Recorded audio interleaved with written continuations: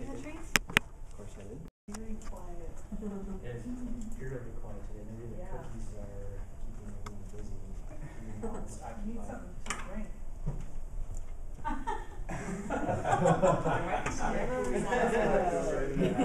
So hard to satisfy.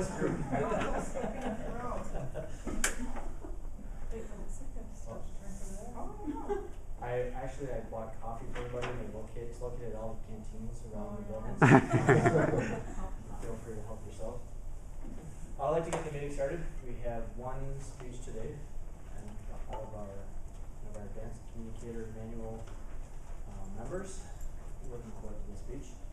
I don't have any announcements other than just a reminder that the area speech contest is coming up on September 12th. And so we will actually be asking for if anyone wants to give a speech for the contest, so you get an opportunity to speak in front of about 30 to 50 people from, I believe, about 6 different Toastmasters groups in the area. Also, if you just wanted to attend to see other speeches, it would be a good opportunity to see other good presentations, so then people in our group can know that we do kind of get accustomed to everyone's speaking style that we have here. And thirdly, we'll probably need some volunteers to help with escorts. Don't have the times finalized just yet, but it should be around from 5 to 6 p.m. So we'll have some other Toastmasters group in Medtronic helping out as well, just helping to escort the guests from the lobby to the group. So keep that in mind. I'll send out an email reminder as or two or three when as the time comes by, but definitely want to encourage you to give a speech if you wanted to. Yes? Quick question. Do you know what the theme is? Is it? It is, it's Tall Tales and humor. Okay. If you have any questions, feel free to ask her. Shoot me an email, and if I don't know, we can find out for sure. Those are actually fun to hear. Because when you hear humor speeches and tall tales. Yeah, I'm hoping to attend as well. It should be a really good time. I know we had a previous member from our group that won that contest and went on to the regional contest and did second place, I think. Lori Blado, she moved on to different job in a different group. So that's all I have. Anyone else have any announcements? Otherwise, we can get the meeting started and we can turn the meeting over to our Toastmaster for today. Tom?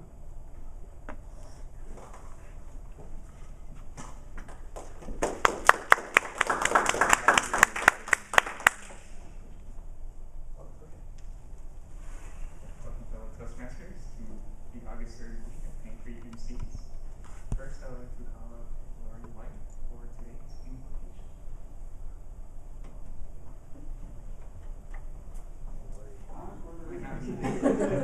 Does anyone have a few choice words for invocation? Some motivation. Jack Candy. Matt, you're up. I'm not saving the day today. Man, we need an invocation.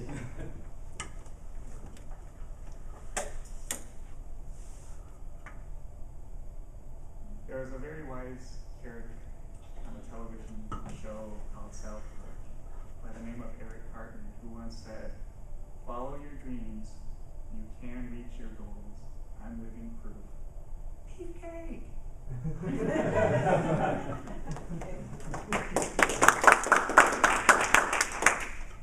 Next, I would like to call up our general evaluator, Meg Ward, who will introduce her team of evaluators.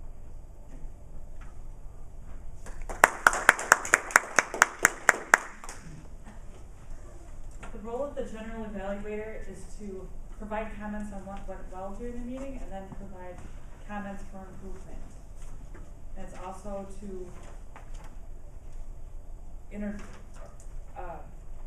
call up the evaluators for the meeting and the counter and timer. So Matt, could you please stand and provide a summary of what your role for today's meeting is? Yes, I am Alan's speech evaluator today. So I will be speaking directly to represent, I guess, the rest of us in terms of how well he met his speech objectives. I got in late, so I don't have his manual, but I can If you have that, I can get this. So I don't have it either. It's locked away very safely. Okay, well, then, we will all be evaluating Alan on whatever objectives we feel are appropriate. I have Thank those you. objectives. Develop an entertaining, dramatic talk about an experience or incident. Include vivid imagery, characters, and dialogue. And deliver the talk in an entertaining. Okay, thank you.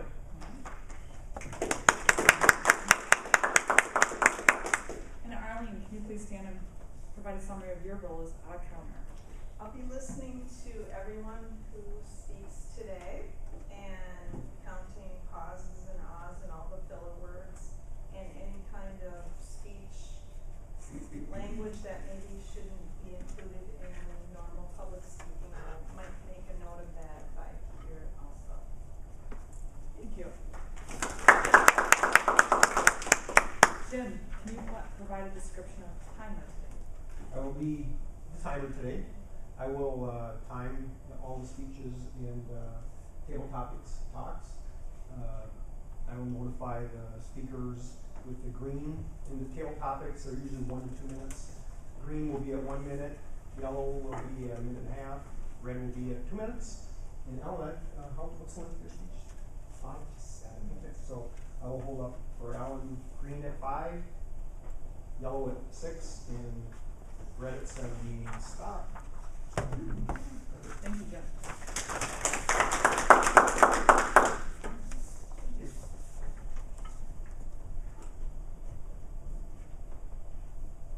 Next, I would like to call up Ryan Dickerson to provide us with the word of the day.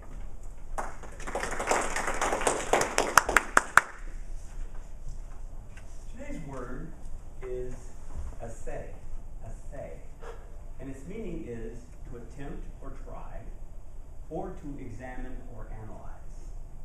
So today, Alan will assay greatness with his entertaining speech.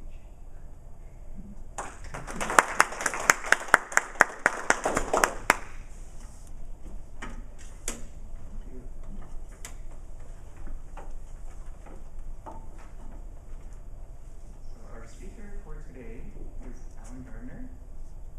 Alan completed his Confident Communicator Manual last year and has just started working on the Entertaining Speaker Manual. Today, he will talk about one of the iconic core behaviors called passion to win. Please welcome Alan to the stage.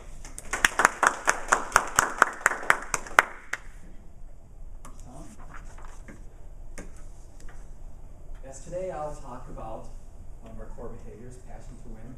But first I have to take you back to an emotional Sunday afternoon that I had some years ago.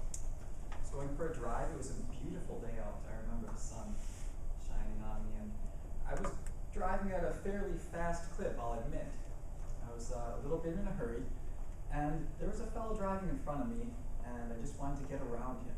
The road was clear ahead of him, and I wanted to get ahead of him, so I tried to pass him on the left, and believe it or not, he kind of cut me off. And it was getting me a little heated up, so I tried to pass him on the right, and he still kind of cut me off there. So by now, I was speeding up. He was going as fast as he could, I'm sure. And I could not get past this guy.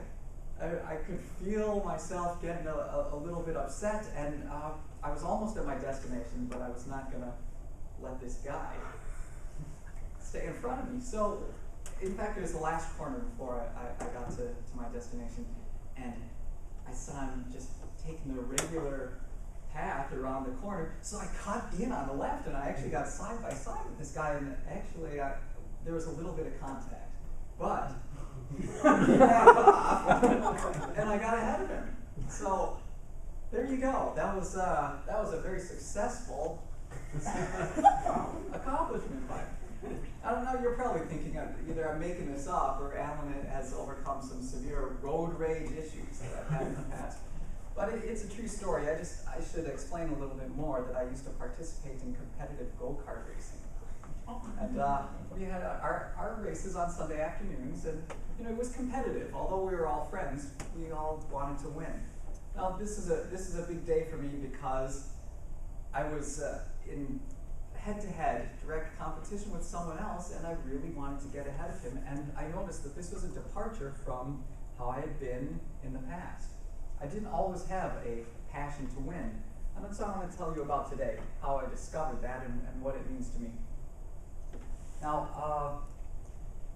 I'll tell you a little bit more about when I was younger, how I did not have this passion to win. I remember being in elementary school and being in a scooter race. Does anyone know what these scooters are? It's kind of like a skateboard. Kids play on them in elementary school, and there's a kind of race that you have being kind of in a push-up position and pulling your legs on a scooter behind you. And we had some race in the gym, and I was good at this one. I was way ahead of everybody. But I remember as I reached the finish line, looking and seeing these other guys trying so hard, I kind of felt sorry for them because I was so far ahead of them. So I actually slowed up, and I think I finished second or third. So there was no reason for me to slow down. I definitely could have won, but I felt sorry for other people. You know, a similar thing happened in junior high school. I was in kind of a geeky activity called chess club.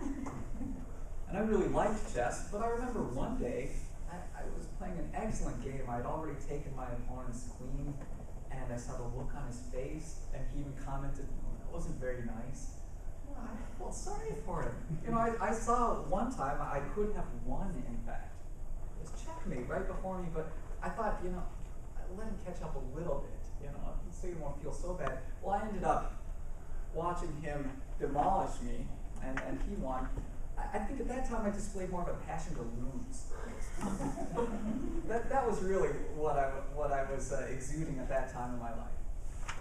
But, you know, when I came here to Medtronic, I noticed we have core behaviors. We've got 6 of them. Does anyone know what any of them are? Any of them come up? Well, passion win, obviously. Is Yes. one. Courage. Yes. Customer focus. Good one. Candor. There we go. Accountability. Accountability. Trust There. and respect. Trust. Hey, that's key. That's right. That's right. Very good. I'm glad to see that the core behaviors are a part of all of us here. You know, my attention was really drawn to this passion to win, and you know, it's not just words they put on the back of that card that Nate has there, and that most of us have.